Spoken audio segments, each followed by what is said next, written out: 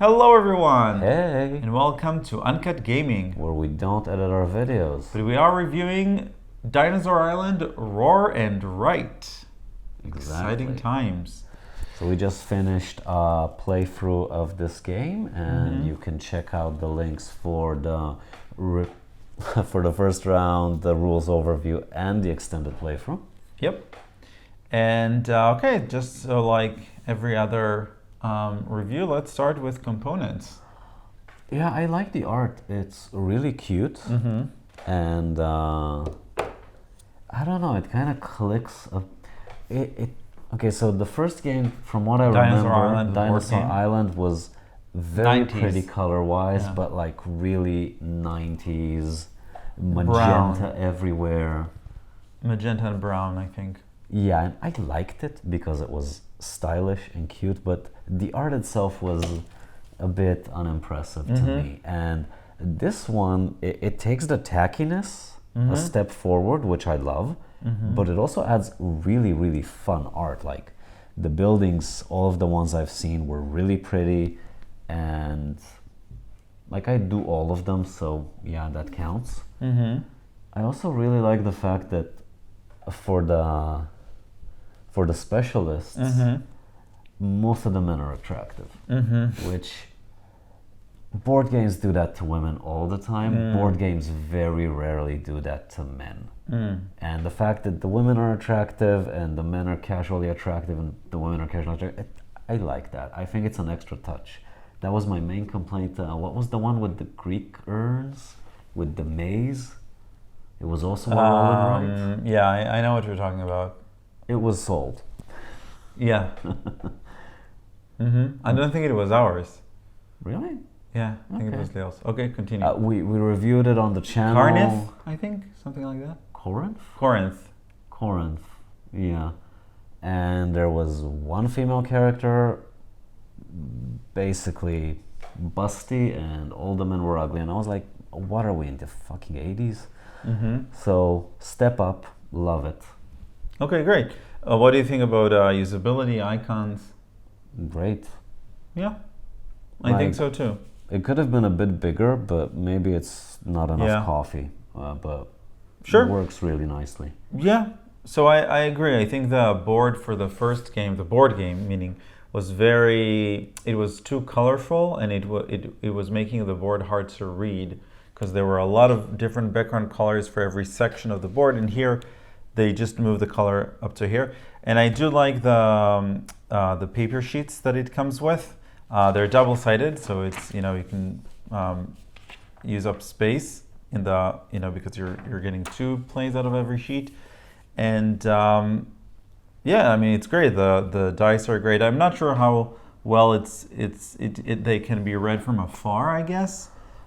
Because they're clear and you can sort of see the other icons, but But they don't really have a set location where you have to look at. right. So Yeah, that's fine. it's meant to be amberish because Correct. mosquitoes. Yes. It was cute. Yep. Yeah. So I really like the game for that. I mean, and the usability as well is pretty clear. So that's great. Gameplay. I usually don't like roll and writes, but this one clicks for me because it's closer in flow to Ganz schön clever, which I also like. True. But it adds a bit of complexity and a bit of thought. The map is huge and you have a lot of freedom. Like, I think that it takes a lot of ideas from other roll and writes and just combines them in a very fun way. So, very much like the flow of it. I'm also a big fan of the fact that there's an order to things, but the bonuses largely contribute to things you can get during that same phase. And they're clear about it in any order, so you can look at it, you can optimize, and you can usually mitigate risks. Like, it didn't work for me this time, but you can, and I think it's a lot of fun. So I agree. I really like the combo-y nature of it. The fact that you could count on the fact that you'll get the one-off bonus from a specific specialist or building or whatever. That creates a really nice feeling where I get this thing, and so I get this thing, and so I'm gonna roll and see what that gives me, and it's really nice. I appreciate the spatial aspect of this.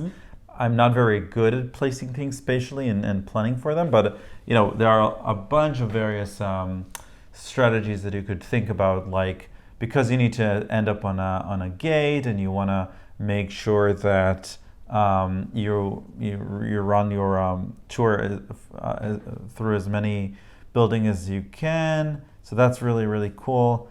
And I had another point. Yeah, so I really like that one. I guess, I'm really cautious around death and taking those types of penalties. I'm assuming that if you are really maybe calculating it, because the disasters are really disastrous. I mean, maybe killing off a scientist isn't all that bad because they're just losing 3 points, especially at the end of the game. But I'm always sort of concerned that this is too much of a hindrance, that I'll be set back. Between 2 and 3 points, so it's know. not horrible. Right. And I also think that the game kind of scales in points. So if you mess up in the first run, it's not really that big of a deal. Yeah. No, I know. But I'm just thinking as a strategy. But I do want to mention as well that if you decide to bust up a paddock, you could create another paddock. You still have a maximum of 4 dinosaurs of the same type, but you could create another paddock. So that's nice. I also wanted to mention... When you create it? When you build the extra one, yeah. I also want to mention that I really appreciate the thematic tie-in to the mechanisms.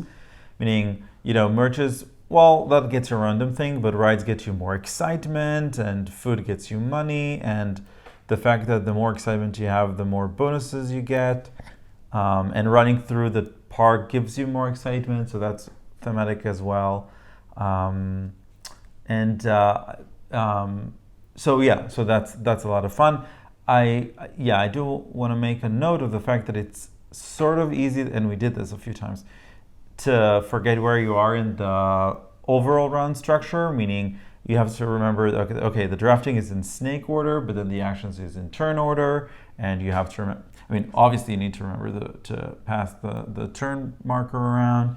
So there's a little bit of, oops, where are we at? And I guess if it's just the two of us, then both of us might forget, but if there's more people, then maybe some will remember where we at and the fact that you need to draft in snake order.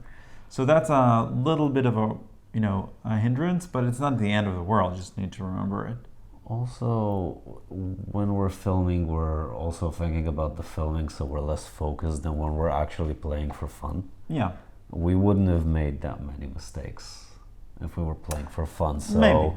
Don't take our play for right, as an but example. you're really it's heads not down. That confusing. We're just No, I'm not saying that it's that confusing, but you just need to keep track of it. Yes. Right.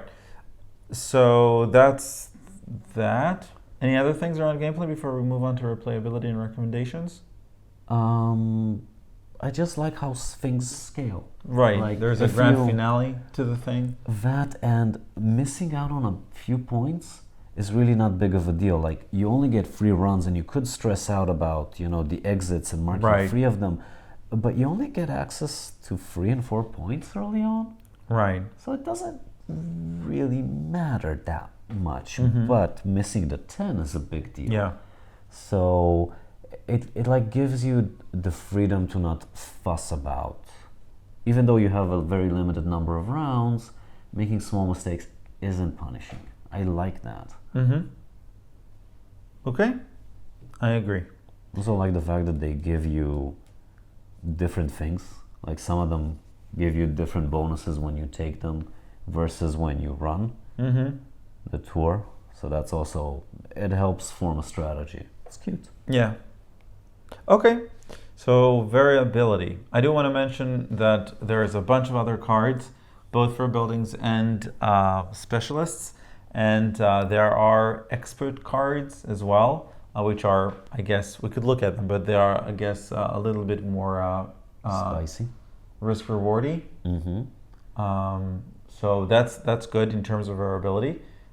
It doesn't change the game a lot, but you are looking at the beginning of the game of, what are the things that you could combo off each other, and how does that fit with the overall strategy? Yeah. So that's interesting as well. These really, really change how you play. Right.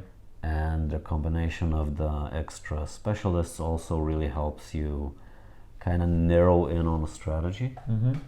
So I like that. I think it adds a lot to the replayability.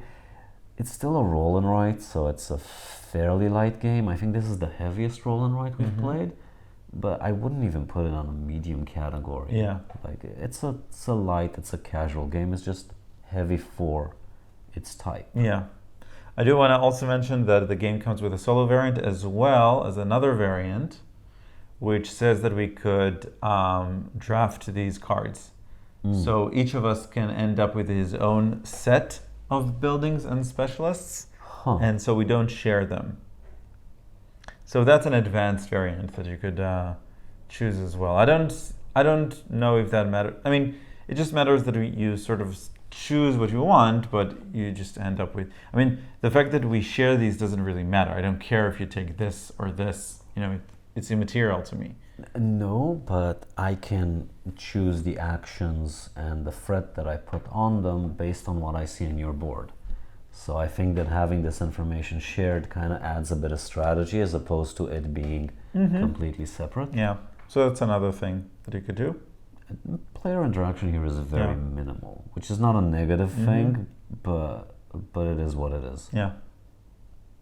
Also, I do want to also mention that I like the fact that, just we talked about it, the fact that you're taking, high threat, small value thing means that you're also gonna make it harder for people to use your actions. So, it's good in that way as well. Beside the fact that you're sort of collectively reducing the threat that it'll take as a group. So that's cute. Yeah, it's on a higher player count. It brings this dynamic of, do I wanna screw everyone over more than I'm screwing myself? Do I want to take a risk here? It's nice. Yeah.